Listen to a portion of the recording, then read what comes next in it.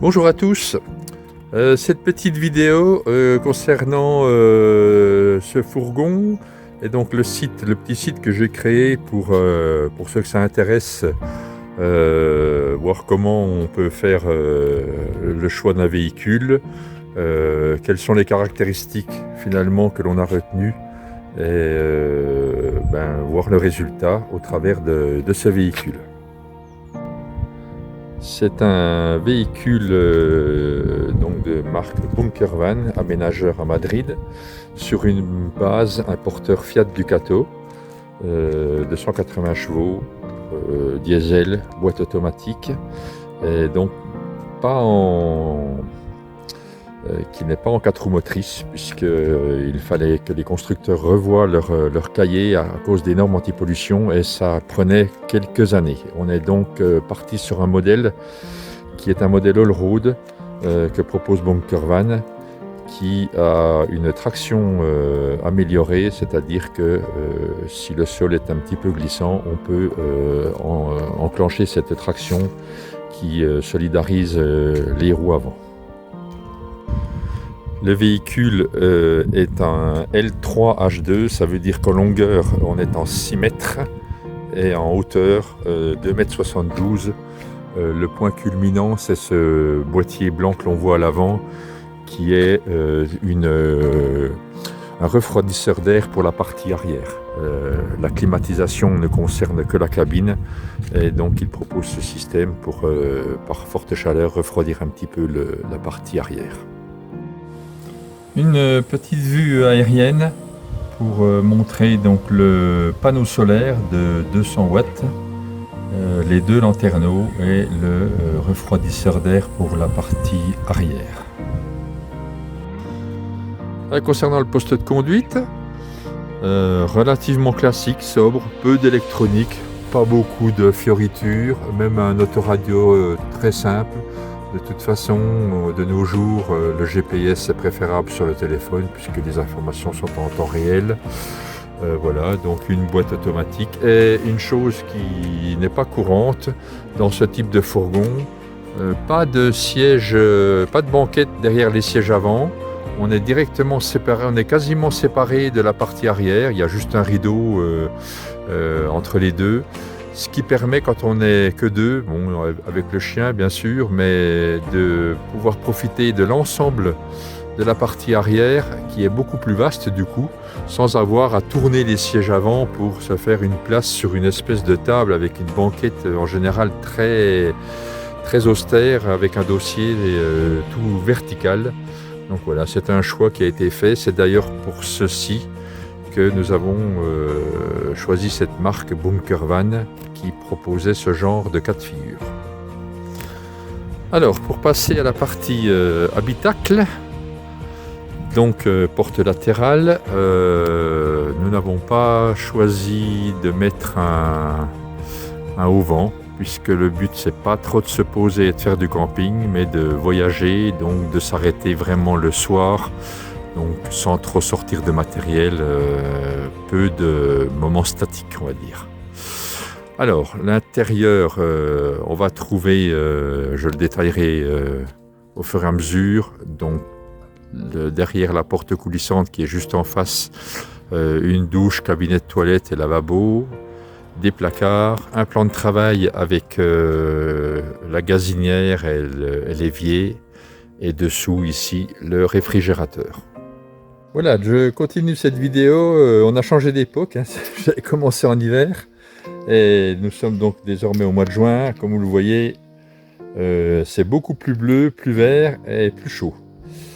Voilà, donc je vais me rediriger vers le véhicule et on va continuer la présentation des installations de la partie arrière. Je remonte à l'intérieur, j'en profite juste pour dire que je n'ai pas pris le marchepied électrique, tout simplement pour des histoires de coûts, parce que au bout d'un moment les options deviennent très très chères. On en avait déjà pas mal, donc le traditionnel petit tabouret. Alors on va commencer par, si on peut dire, la salle de bain avec une porte. Au préalable, j'en profite pour vous montrer parce qu'à l'intérieur de la salle de bain, il y a les toilettes. La cassette est directement à l'intérieur, très accessible. Voilà, donc je déverrouille la porte de la salle de bain.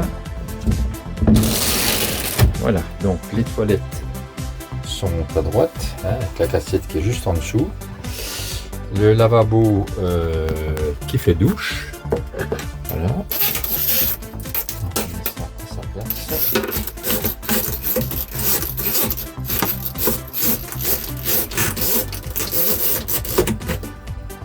Voilà.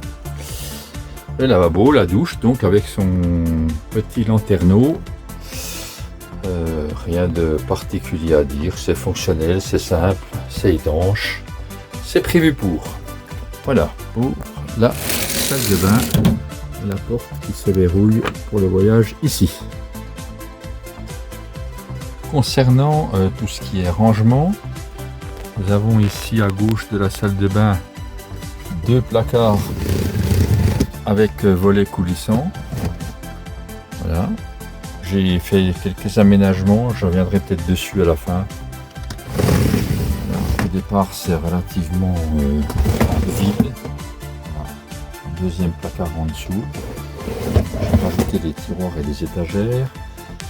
Ici, nous avons des tiroirs. J'en ouvre un. Celui des couverts, des accessoires, des petits ustensiles.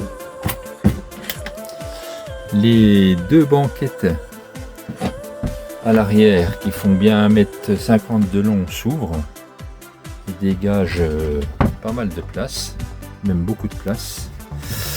Voilà, et il y a encore un petit rangement à gauche du micro-ondes ici au-dessus. Nous avons mis un truc à fruits. Il y a encore un rangement au-dessus de la cabine. Voilà, c'est pas très haut, mais ça permet de mettre quand même pas mal de choses. Et pour en finir avec les rangements, ici c'est un support de télévision que je n'ai pas pris. Juste le pré-câblage, ça peut servir un jour. Et à la place, j'ai confectionné ce petit placard qui sert à ranger pour l'instant des produits d'entretien qui se rentre de cette manière et qui est complètement caché une fois qu'on a remis cet élément magnétique. Je continue avec tout ce qui est un petit peu technique. Ici, il se trouve un micro-ondes grill qui fonctionne en 220 volts avec le transformateur qui s'actionne par Bluetooth et assez pratique. Donc voilà, un petit micro-ondes bien fonctionnel aussi. Juste en dessous, donc l'évier avec le robinet qui se rabat. Voilà, plaque en verre. Double gaz, butane ou propane, avec une bouteille qui se trouve tout à l'arrière du véhicule. Et en dessous, le réfrigérateur qui lui fonctionne en 12 volts, puisqu'il doit être allumé en permanence. Concernant cette fois-ci vraiment la partie salon assise de l'arrière, je vous mettrai une photo d'origine. Normalement il y a une table avec 2 pieds, une table assez longue. J'ai choisi de n'utiliser qu'un pied et d'en faire une plus courte puisque nous ne sommes que 2 personnes. J'ai supprimé dans les assises, d'habitude l'assise fait tout le tour en U. J'ai supprimé les assises à l'arrière et j'ai rajouté des cloisons rabattables pour délimiter une zone pour mettre le chien pendant le voyage. Et donc il est à proximité des fenêtres arrière et latérales. Il y a suffisamment de place, on l'attache après ses ceintures et a priori ça se passe pas trop mal. J'ai remonté la petite table, donc cette fois-ci fixée sur un seul pied. C'est stable, mais j'ai rajouté quand même 2 vis, comme on peut le voir là, entre le plateau amovible du chien et la table. L'ensemble est donc très rigide de cette manière. Et elle se range comme celle d'origine. juste derrière le siège conducteur.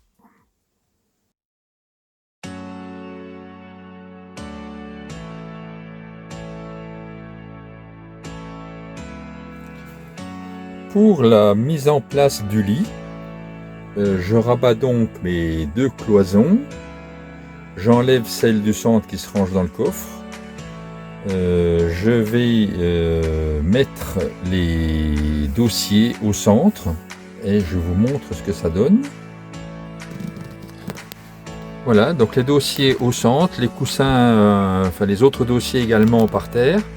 Donc du coup tout est à un certain niveau qui va permettre ici au lit de descendre.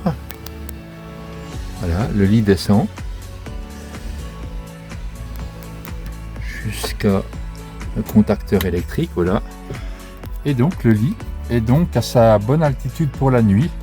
Un lit tout de même de 1,90 m par 160 de large, qui laisse quand même une bonne distance par rapport au plafond, plus d'1,20 m je suppose. Et en journée, quand on est dessous, c'est pareil, une distance suffisante pour aller s'asseoir correctement dans l'espace cuisine, enfin salon. Pour ce qui est, on va dire, du coffre, enfin la place qu'il reste, ici à droite, dans un logement fermé, la bouteille de gaz de la gazinière. Là, on est en butane. J'en ai une deuxième que j'ai un petit peu calée pour mettre à l'extérieur un mode de chauffage typiquement d'une cocotte minute pour ne pas faire trop de vapeur à l'intérieur. Ici, dans l'espace restant, il y aura une caisse que je suis en train d'aménager avec une poubelle basculante. Sur le côté gauche, on trouve une table, les cales pour mettre le véhicule horizontal et puis donc de la place qui sera bientôt utilisée quand tout sera prêt pour le départ. Enfin, pour les aménagements que j'ai fait finalement par rapport au fourgon neuf, pour les deux volets coulissants, j'ai mis des fonds et des plafonds parce que la première fois tout s'était coincé.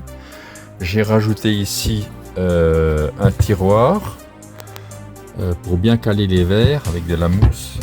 Il y a même, en enlevant le bac rose, il y a l'étagère qui se bascule pour avoir un accès correct. En bas, j'ai rajouté étagère et un tiroir que j'avais, un tiroir plastique pour y coller notamment toute la vaisselle.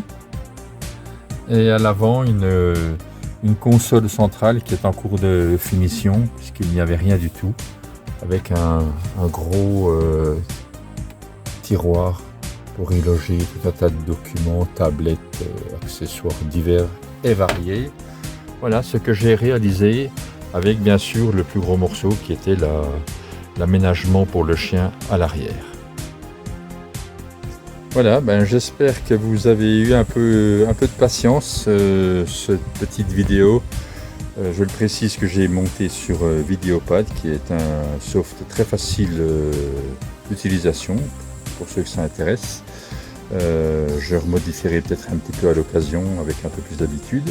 En tout cas, merci d'avoir passé ces quelques minutes ensemble, que vous soyez intéressé soit par le fourgon aménagé, par les voyages, quand je pourrai mettre des reportages photos vidéo sur le petit site, ou par simple amitié.